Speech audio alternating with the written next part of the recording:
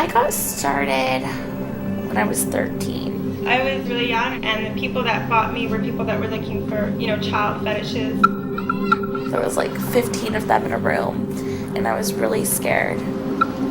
He cut me with a knife to be able to penetrate me, and I was only 5. I ended up getting introduced that night. I was crying because I was scared, and he had sex with me, and that was my first time. I still had on my school uniform.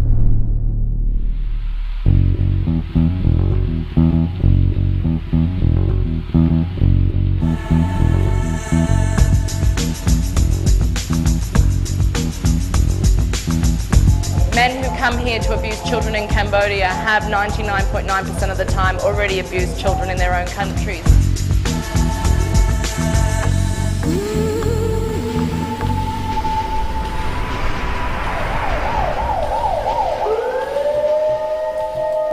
The white girl in white shorts that we're all taking hits on.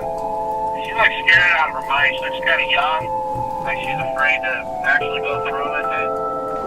All right, Brian, we got her. We as a nation are going to have to sit back, take a deep breath, and realize, oh my God, this is in our neighborhoods, in our families, in our communities. It's right under our noses.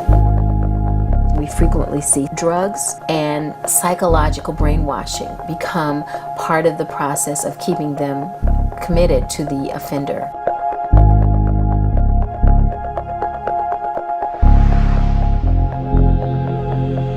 Men will actually fly into Atlanta, get on the internet, say, I want a boy who has no hair on his head, no hair anywhere, I want him to look like he's 13, I want him to be no taller than 5'2", order it, show up here, have sex, and be gone.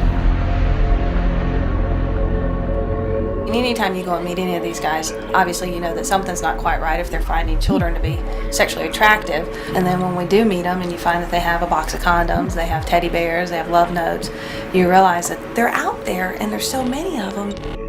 She touched my arm and smiled. The sexual exploitation of children has become a cottage industry, driven by the internet. It's very difficult for us to define the problem of child pornography to the American public because it's something we obviously can't show them. There are some of the acts that I couldn't even describe to you, against children so young that no normal person could look at that without being disturbed. It ain't about sex. It just be about business, that's it. Once you get them to go the first time, then you got a better chance of getting them to keep going. I was really nervous and I was really scared, and he was holding his gun and shot me.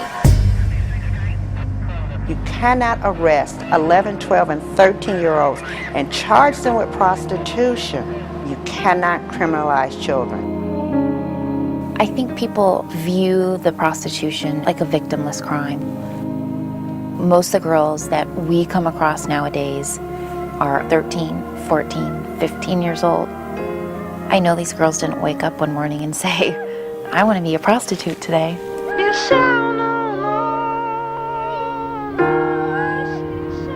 The only way not to find this problem in any community is simply not to look for it.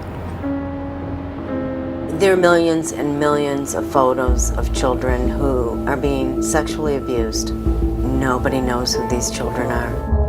And it raises the question to us, are there that many pedophiles out there? Or is something else happening?